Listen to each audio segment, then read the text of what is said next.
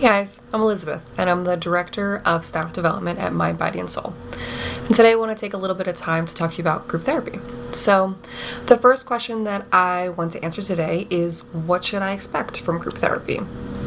So, in group, say 8 to 10 individuals get together with a licensed therapist to work collaboratively on a shared issue, right? Some groups are very educational in nature, so the therapist will act more like a teacher. They will provide education on specific diagnoses, education on skills and interventions that might be helpful, and you even might get some homework to work on. Other groups are process groups, and so in those, the therapist acts more like a facilitator, and individuals in the group will just share empathy and support for one another and really just create a space that feels safe and where people are able to feel heard. Groups are usually about an hour long. They can be weekly or bi-weekly. At Mind, Body, and Soul, we have both in-person groups in our Collingswood and our Morristown office, and we also have groups virtually, so you can kind of fit to whatever you need in your life. If you have any interest in joining a group at Mind, Body, and Soul, you can reach out to us through our website or by emailing info@therapymindbodyandsoul.com.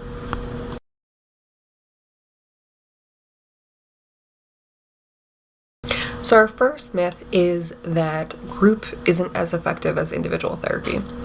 And research really does show that group therapy is as beneficial, as effective as individual therapy, and even shows that there are some benefits that people get from group therapy that they usually don't get from individual. So a lot of people have experiences in group therapy of feeling really validated, that other people are coping with the same sorts of situations that they are.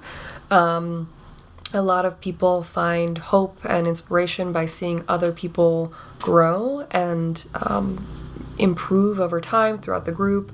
And also there's a really positive social connection between group members.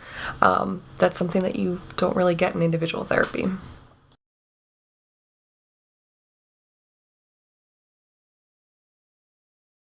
Our next myth or misconception is that group therapy will take too long. At Mind, Body, and Soul, our groups are, 6 to 8 sessions. So it's a small time commitment, and in that time, you can really get focused, concentrated education on different therapy skills, interventions, and techniques, so that you can feel confident using them throughout your life.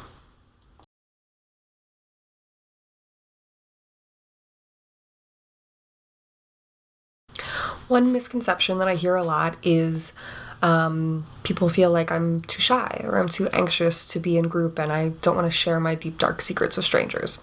I totally get that.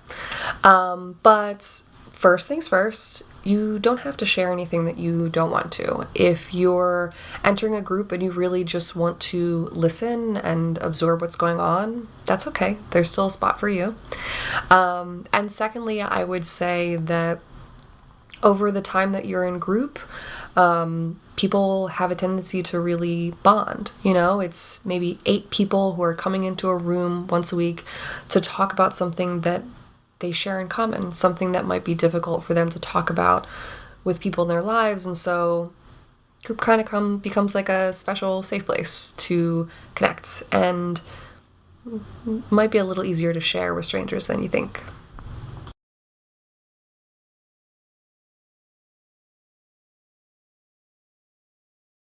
So you might be asking yourself, what groups do you have in Mind, Body, and Soul? And I will be delighted to tell you.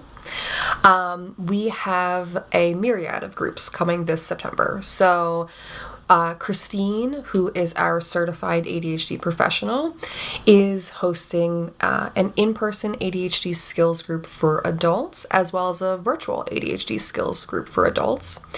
That's one of those educational groups that I talked about, where you can learn different skills and also connect with people who are learning about their ADHD and learning how they can effectively handle it.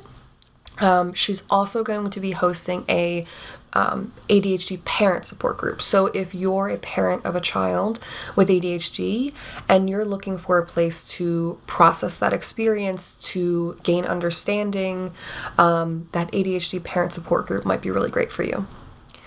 And we also have our mindfulness-based stress management group, which is hosted by Sam. She's our director of operations.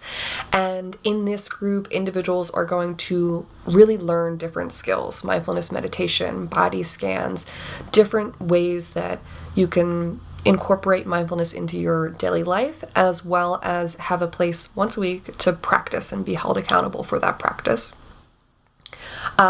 Sarah, who's an LCSW in our Morristown office, is hosting a building self-compassion group.